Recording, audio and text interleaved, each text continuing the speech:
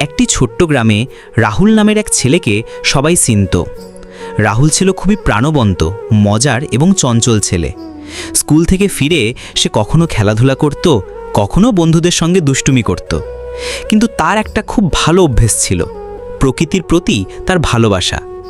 ছোটবেলা থেকেই সে গাছপালা ও পাখিদের খুব পছন্দ করত। একদিন গ্রামের মসজিদের ইমাম সাহেব যখন দোয়া করছিলেন, রাহুল উৎসুক হয়ে গেল।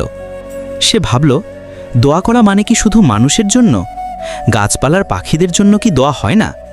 সে সাহস করে ইমাম সাহেবকে জিজ্ঞেস করল, ভাইয়া, আপনি যখন সবার জন্য দোয়া করেন তখন কি গাছপালা আর পাখিদের জন্য কিছু বলেন? ইমাম সাহেব ভালোবাসায় হাসলেন আর বললেন, অবশ্যই রাহুল, প্রকৃতির সব জীবন্তের জন্যই আমাদের ভালোবাসা ও দোয়া দরকার। কারণ গাছপালা আমাদের অক্সিজেন দেয়, পাখিরা আমাদের প্রাকৃতিক সঙ্গীত। তাদের ভালো থাকা মানেই আমাদের পৃথিবী ভালো থাকা। রাহুল এই কথাগুলো শুনে খুব খুশি হলো। সে সিদ্ধান্ত নিল গাছেদের যত্ন নেবে আর তাদের প্রতি ভালোবাসা বাড়াবে। সে শুরু করলো প্রতিদিন সকালে উঠে গাছগুলোর পানি দেওয়া, পাতা পরিষ্কার করা, মাঝে মাঝে গাছের কাছে গিয়ে গল্প করা। একদিন রাহুলের ছোট বোন তার কাছে এসে বলল, দাদা, তুমি গাছেদের সঙ্গে কথা বলো? তারা কি বোঝে? রাহুল হাসতে হাসতে বলল, হ্যাঁ, আমি তাদের ভালোবাসি, আর ভালোবাসার ভাষা হলো যত্ন আর মনোযোগ।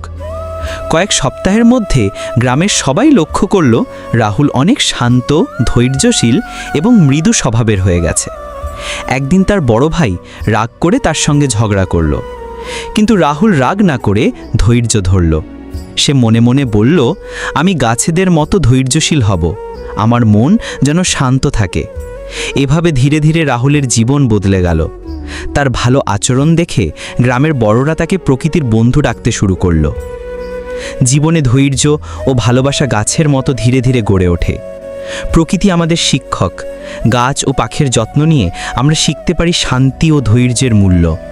ছোট ছোট ভালো কাজ আমাদের মন এবং জীবনে বড় পরিবর্তন আনে।